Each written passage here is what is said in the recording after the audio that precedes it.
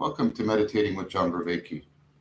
I'm a cognitive psychologist and a cognitive scientist at the University of Toronto, where I academically teach and scientifically study phenomena like mindfulness and related phenomena, such as insight, flow, mystical experience, transformative experience, higher states of consciousness, the cultivation of wisdom, and the aspiration to enlightenment.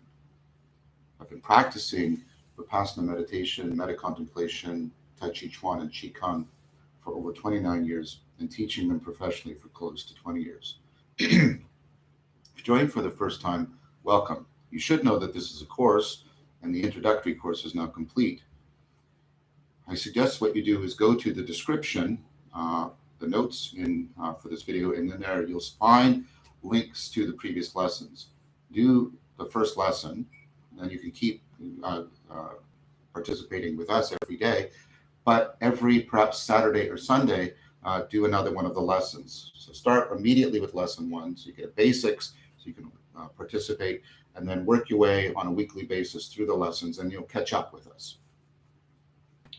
Every other Monday, we have a Dharma Day, in which I teach a new principle, new set of practices that build on and layer upon the previous practices that I've taught. Yesterday was such a Dharma Day. I will review the Qigong that I taught yesterday, Wednesday, tomorrow, and Friday. I'll review it in depth and go through it with you again. One note, Amar put the note in for me because I realized as soon as I'd spoken it, as soon as we ended that I gave you the wrong names for things. So there's a bit of confusion on how people use the term Qigong. So what I'm going to suggest is this. We used Qigong for this whole set of practices. Jianzheng is the standing postures, and Yicheng are the slow-moving postures. They're both part of Qigong, although people will often refer to just the moving parts as Qigong. But let's try and use it that way. I apologize for speaking in a confused and confusing manner yesterday, but I hope this clarifies things, and then I will consistently use those terms in that way going forward. I also have an announcement. I've talked this over with Mar and with Jason. So alternative Mondays, right, are Dharma days. On the off Mondays, the Mondays that aren't Dharma days, those are going to be Upaya days. Upaya is spelled U-P-A-Y-A, and it basically means skillful means. And what we're going to do on Upaya Day is I want you guys to get a sense of the whole thing, because you're getting the parts, but I want you to see the gestalt. I want you to see how the parts fit into the whole and how the whole impregnates the parts. So on Upaya Day, I will go through the entire sequence with you. We will start with the Qigong practices, then we will move into sitting, and then we will finish with Lectio Divina. So we will have Upaya Day, and then on one Monday, the next Monday will be Dharma Day, the next Monday will be Upaya Day, and then Dharma Day, and we will continue doing that going forward. So that will give you, because as a good teacher, Upaya also means pedagogy.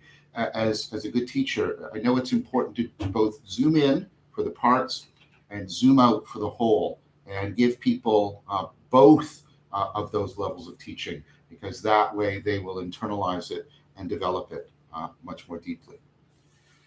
So I hope that's clear. Please like this stream to increase the visibility in the YouTube algorithm. That will help me to reach other people. As I said, for previous lessons in SIT, see the description. And if you're joining for the first time, one more time, do the first lesson, then start joining us every day, doing a new lesson every Saturday or Sunday. Then you'll catch up with us and you'll be able to get in sync. Every day we sit, Monday through Friday, I should say, every weekday we sit from 9:30 to 10, sometimes a little bit later than 10, especially on Dharma Day, and I guess now on Upaya Day. But there's a Q&A at the end. Please limit the Q&A to questions concerning this course, this ecology of practices that I'm teaching. For more general, comprehensive questions, please come to the live stream Q&A, 3 p.m. Eastern Time, every third Friday of the month. It'll be June 19th of this month. So I think that's everything. I can't think of anything else right now other than to once again thank you all. I was on the Discord server last night. Some of you were there, like Mark was there, Karima was there, Ben was there. I really appreciate that. And so I just wanted to express my gratitude. All right, so let's get in your posture. Please let's set phones to do not disturb, and we will begin when I say begin. Begin.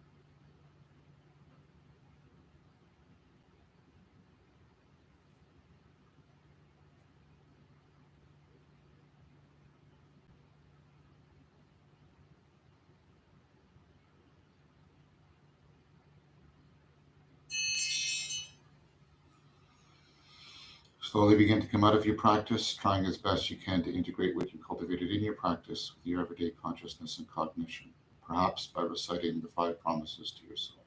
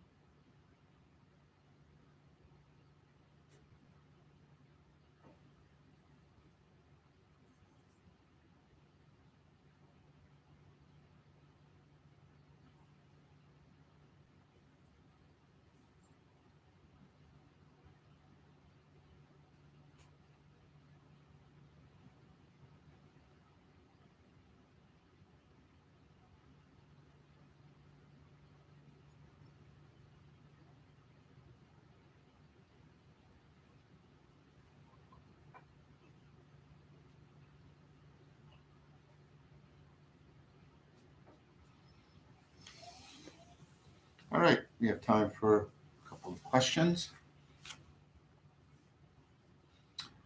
I don't know quite how to pronounce it.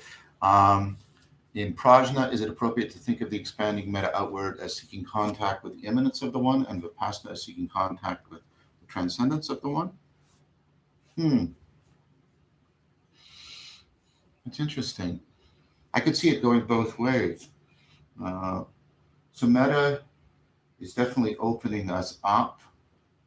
But I understand what you're trying to get about the immanence of the one. You're trying to get that sense of intimacy. And vipassana is sort of breaking frame, opening you up. I could see it going that way. I could also see it the other way. I could see people, and Plotinus would like this, that I'd say it could be both ways. That when I'm expanding out to metta, I'm participating in the moreness, which speaks of the transcendence of the one. And when I'm dissolving in vipassana, that's moving towards the suchness of everything, the deep immanence of the one. I could see it going both ways. And that goes towards the fact that, like I said before, people's intuitions about prajna, like I said, for most people, but not for everyone, the expansion of the in-breath is metta, the contraction, right, is vipassana, but for some people, the reverse makes most sense. So I can see both working, and it probably interacts with the fact that different people have different sort of intuitive senses of how to map prajna onto the breathing. Sorry, I'm not trying to be cavalier. I don't see any principled reason for saying no, but I also think you could make an equally good case for metta giving you contact with transcendence, and vipassana giving you contact with immanence, the innerness of things.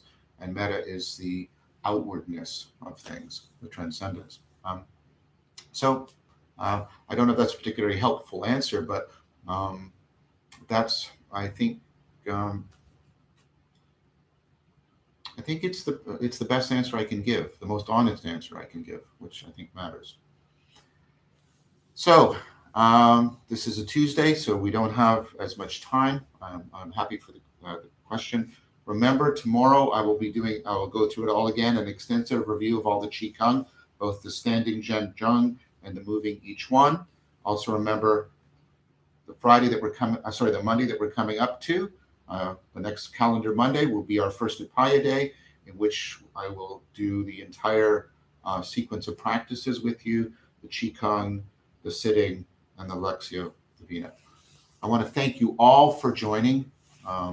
It's always nurturing and nourishing to me to be here. I want to thank my dear friend and Technomage Amar for everything he's doing behind the scenes. And as always, Jason, who's here with me, helping. Many of you know yesterday he's handling the camera and moving things around. My beloved son is always here helping. Please subscribe to the channel to be notified of the next video. On my channel, you'll find the lecture series, Awakening from the Meaning Crisis, and the Dialogo series, the discussion series, Voices with Vervaeke, that explore all of these ideas and the wider Philosophia way of life that encompasses them. Invite others who might benefit by sharing this series, and many of you are doing that, and I appreciate that. Help me to help as many people as possible. Brett is here, Pleasure of Doubt. There's a link to the Discord server.